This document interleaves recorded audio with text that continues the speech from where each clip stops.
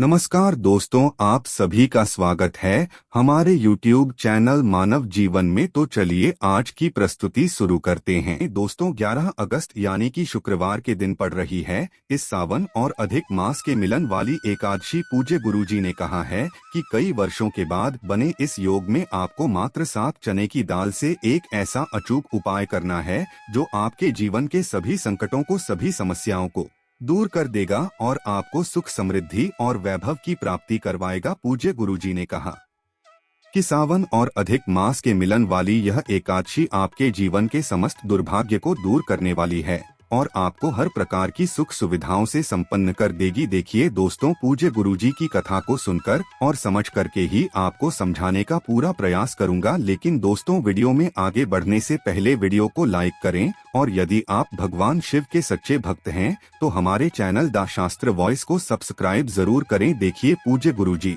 अपनी प्रत्येक कथा में इस बार अधिक मास के महत्व का वर्णन करते हैं। अधिक मास की बहुत अधिक महिमा है, इसीलिए पूज्य गुरुजी प्रत्येक दिन अपनी कथा में बताते हैं कि सावन मास और अधिक मास की इन विशेष तिथियों पर आपको यह विशेष उपाय जरूर करना चाहिए। देखिए, इस वीडियो में हम पूज्य गुरुजी द्वारा बताए गए 2 विशेष उपायों के बारे में बात करेंगे। पहला उपाय उन लोगों को करना है जिनके जीवन में संकट बहुत अधिक है, समस्याएं बहुत अधिक है, जिन लोगों के जीवन में कार्य को शुरू करने से पहले कोई ना कोई संकट आ जाता है, तो उन लोगों को यह पहला उपाय अवश्य करना है। और दूसरा उपाय उन लोगों को करना है जिन्हें अपने जीवन में सुख, समृद्धि और वैभव की प्राप्ति करना है, यानी कि धन धान्य की प्राप्ति करना है। चलिए दोस्तों, बात करते हैं गुरुजी द्वारा बताए गए पहले खास उपाय के बारे में। देखिए, पहले महा उपाय को करने के लिए सबसे पहले आपको मात्र 7 चने की दाल लेना है। चने की दाल को लेते समय आपको एक विशेष बात का ध्यान रखना है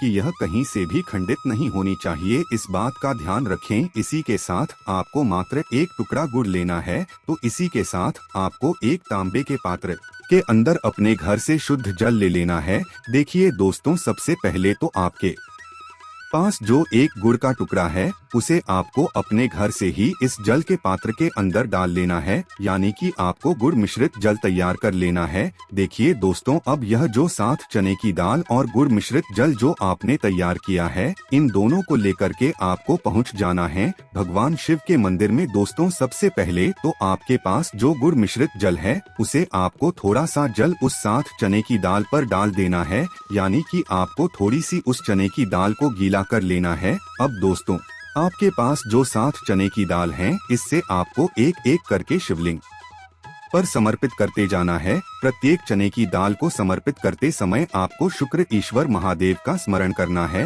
देखिए दोस्तों, गुरुजी ने कहा है कि जो भी व्यक्ति एकादशी के दिन शिवलिंग पर अगर चने की दाल समर्पित कर देता है, शिवलिंग पर चने की दाल समर्पित करता है, तो वह स्वर्ण से कम नहीं होती है। यानी यदि आप स्वर्ण अर्पित नहीं कर सकते हैं तो केवल आप चने की दाल ही अर्पित कर देना, आपको उतना ही पुण्य प्राप्त होगा। यानी कि यदि आप एकादशी के दिन चने की दाल भगवान शिव को अर्पित करते हैं तो आपको स्वर्ण के बराबर ही पुण्य यह प्राप्त होता है। तो आपको 7 चने की दाल शुक्र ईश्वर महादेव का स्मरण करते हुए एक एक करके समर्पित कर देनी है। अब दोस्तों, आपके पास से तांबे के पात्र के अंदर शुद्ध जल आपको प्रार्थना करनी है कि आपके जीवन में जो भी दुर्भाग्य है वह सभी दूर हो जाए। आपके जीवन में जो भी भाग्य आपका साथ नहीं दे पा रहा है तो आपका भाग्य साथ देने लगे। आपकी जो भी दुकान हो या फिर आपकी नौकरी हो, उसमें आपको सफलता मिल जाए, ऐसी कामना करते हुए और श्री शिवाय नमस्तुभ्य है इस मंत्र का जाप करते हुए यह जल आपको शिवलिंग पर समर्पित कर देना है।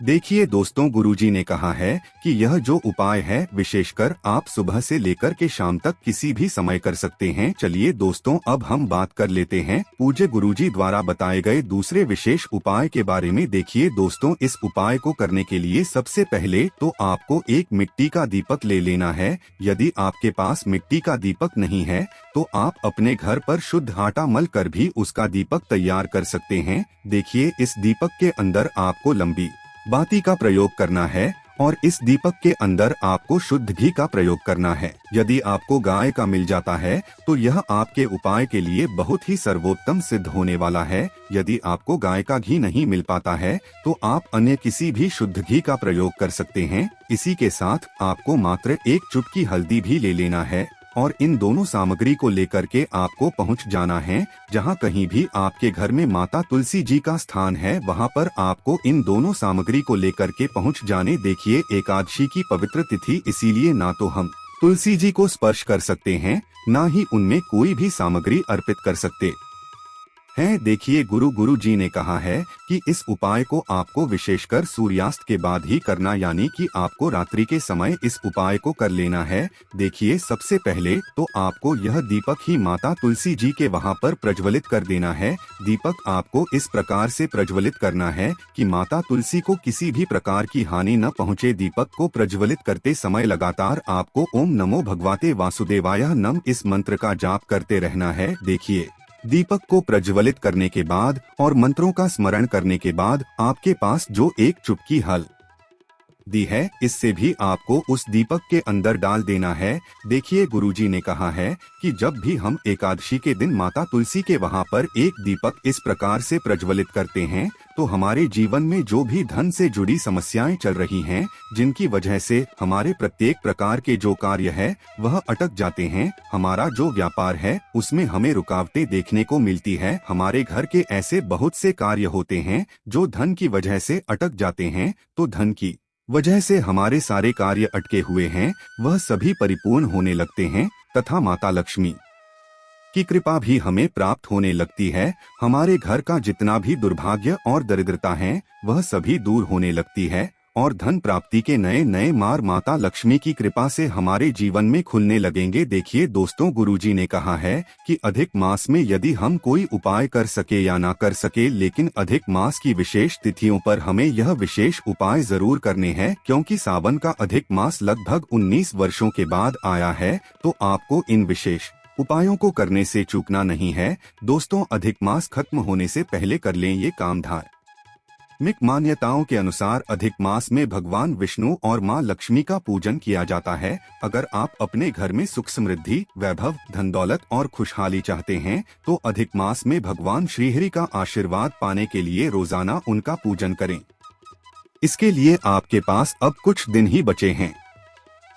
ऐसे में अधिक मास में कुछ उपाय आपके लिए बेहद ही लाभकारी साबित हो सकते हैं। अधिक मास में करें ये उपाय। अधिक मास खत्म होने में कुछ ही दिन बचे हैं और इस दौरान 12 अगस्त को परमा एकादशी का व्रत आ रहा है जो कि भगवान विष्णु को समर्पित है। और अगर आप उनकी कृपा पाना चाहते हैं तो परमा एकादशी का व्रत रखें, इससे धन दौलत और यश की प्राप्ति होती है। इसके अलावा अधिक मास का शुक्रवार भी बेहद महत्वपूर्ण है और इस दिन यदि विधि विधान से मां लक्ष्मी का पूजन किया जाए तो वह प्रसन्न होती हैं। मां लक्ष्मी का पूजन करते समय उन्हें खीर का भोग जरूर लगाएं। वहीं भगवान विष्णु को पूजन करते समय उन्हें तुलसी के पत्ते अवश्य अर्पित करने चाहिए। ऐसा करने से आर्थिक स्थिति मजबूत होती है और दाम्पत्य जीवन में भी खुशहाली आती है। अधिक मास में मां लक्ष्मी की कृपा पाने के लिए रोजाना तुलसी का पूजन करें और शाम के समय तुलसी में घी का दीपक जरूर जलाएं। इससे घर में सुख शांति बनी रहती है।